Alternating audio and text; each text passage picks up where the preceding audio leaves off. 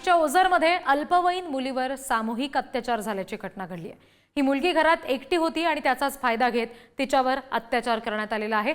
नाशिकमधली ही अत्यंत संतापजनक बातमी समोर आलेली आहे। ओझरमध्ये एका अल्पवयीन मुलीवर सामूहिक बलात्कार झालाय। संबंधित मुलीची आई ही मजुरीसाठी गेली होती आणि तेव्हा घरात मुलगी एकटी होती, तेव्हा घरात घुसून तिच्यावर अत्याचार करण्यात आले।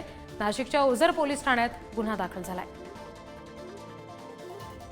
आणखी तपशील घेऊया, प्रतिनिधी किरण ताजणे आपल्याशी जोडले गेले त्यांच्याकडून। किरण, अत्यंत संतापजनक बाब आहे ही। या संदर्भात पोलिसांनी कशी दखल घेतलेली आहे? गुन्हा दाखल झालाय, मात्र आरोपी या सगळ्या संदर्भातले नेमके कधी पकडले जाणार?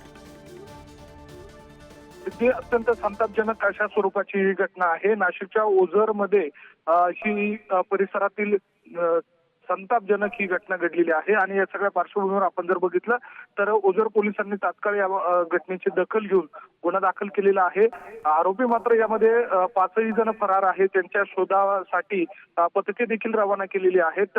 वरिष्ठ पोलीस अधिकारी देखील ओझर पोलीस ठाण्यामध्ये दाखल झालेले होते। या सगळ्या अनुषंगाने आता अधिकचा तपास केला जातोय। मात्र मुलगी घरामध्ये एकटी असल्याचं बघून आई तिची मजुरीसाठी बाहेर शेतामध्ये कामासाठी गेलेली होती आणि अशा सगळ्या परिस्थितीमध्ये मुलगी एकटी असल्याचा फायदा घेऊन या नराधमांनी तिच्यावर अत्याचार केलेले आहे। संतापजनक घटना आहे। आता या सगळ्या घटनेच्या पार्श्वभूमीवर पोलीस नेमकी कशी कारवाई करतात, आरोपींना कधी अटक करतात, हे बघणं महत्त्वाचं असणार आहे।